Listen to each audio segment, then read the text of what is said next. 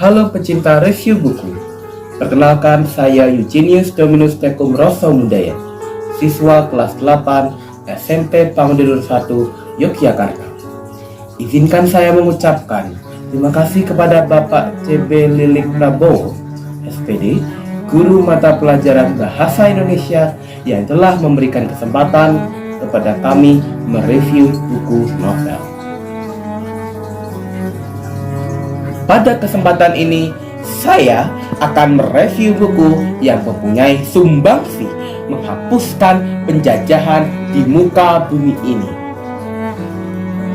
Buku ini berjudul Max Havelaar, karya Edward Douwes-Dekker, atau yang dikenal dengan nama pena Multatuli. Tema yang diangkat dari buku novel ini adalah sistem tanam paksa yang menindas kaum pribumi di daerah Lebak, Banten. Novel ini bercerita tentang perjuangan Max Havelaar, seorang berkebangsaan Belanda yang memperjuangkan keadilan dan kehidupan merdeka bagi masyarakat pribumi. Buku novel Max Havelaar diterbitkan pada tahun 1860 di Belanda dan diterjemahkan ke dalam bahasa Indonesia. Saya lebih menyukai buku Max Havelaar edisi terbaru tahun 2022 karena edisi terbaru ini menggunakan bahasa Indonesia dengan ejaan yang disempurnakan. Buku ini memiliki tebal 394 halaman yang terdiri dari 20 bab. Multatuli menulis buku Max Havelaar setelah 18 tahun mengabdi sebagai pegawai pemerintahan Hindia Belanda.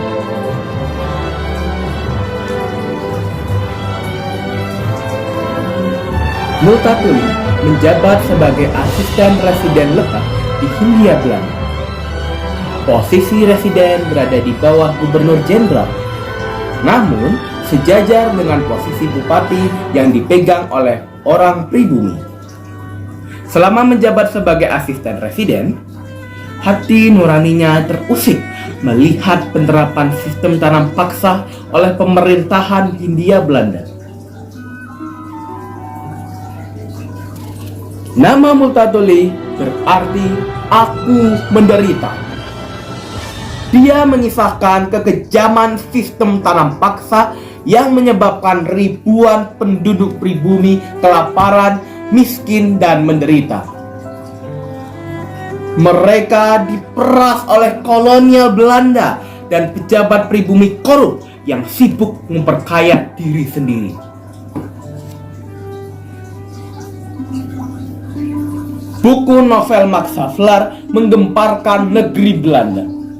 Melalui buku itu, masyarakat di negeri Belanda menjadi tahu tentang kebobrokan pemerintahan kolonial di wilayah Hindia Belanda. Buku itu membuat pemerintah Belanda menjadi terusik dan menyusun suatu kebijakan. Selanjutnya, Belanda menerapkan politik etis atau politik balas budi dengan mendidik kaum pribumi elit sebagai usaha membalas jasa kepada mereka masyarakat pribumi. Politik etis itu diterapkan dengan tujuan menciptakan kaum terdidik Indonesia sekaligus sebagai taktik untuk menikmati kekayaan alam dari bumi Nusantara ini.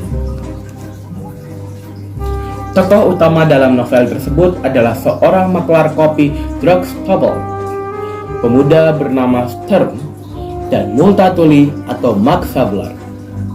Max Havelaar adalah tokoh yang paling berhubungan erat dengan tema. Max Havelaar paling banyak berinteraksi dengan tokoh lainnya, diantaranya adalah pemerintah Kabupaten Lebak, Banten, pemerintahan kolonial, dan lain sebagainya. Isi buku novel ini berupa kritik terhadap kesewenang-wenangan pemerintahan kolonial Belanda pada masa penjajahan. Buku ini merupakan kumpulan dari berbagai jalinan kisah cerita. Ceritanya dimulai dari kisah tentang Batavus Drugstore, seorang pedagang kopi, dan contoh yang tepat tentang seorang kaya yang kaya. Selanjutnya, buku tersebut menceritakan tentang tokoh Max Havelaar yang melawan kelicikan Bupati Residen Lebak yang mendukung pemerang. Ia menyampaikan tuntutan kepada pemerintahan Belanda agar memperhatikan kesengsaraan penduduk pribumi yang diwajibkan membayar pajak sangat tinggi. Ia juga menyampaikan kritik terhadap pelaksanaan sistem tanam paksa yang membuat rakyat pribumi miskin, menderita, dan mati kelaparan. Havelaar mengundurkan diri dari jabatan sebagai asisten residen. Kemudian, dia menjadi penulis karya sastra yang membungkam kolonialisme Belanda. Mengapa buku ini disebut sebagai novel yang punya peran dalam menghapuskan penjajahan di muka bumi ini? Saat pertama kali diterbitkan di Belanda tahun 1860, buku novel Max Havelaar langsung menggegerkan negeri Belanda. Karena buku ini mengungkapkan kebobrokan dan kekejaman kolonial Belanda di Jawa. Buku ini telah mendorong munculnya politik etis sebagai usaha Belanda membayar utang budi kepada masyarakat pribumi. Dengan menerapkan politik etis, Belanda memberikan kesempatan pendidikan kepada kaum bangsawan di Indonesia. Meski pendidikan hanya terbuka bagi kaum elit yang loyal kepada pemerintahan Belanda, setidaknya kesempatan pendidikan itu telah membuka mata para priai tentang kondisi di negara Belanda dan berbagai belahan dunia.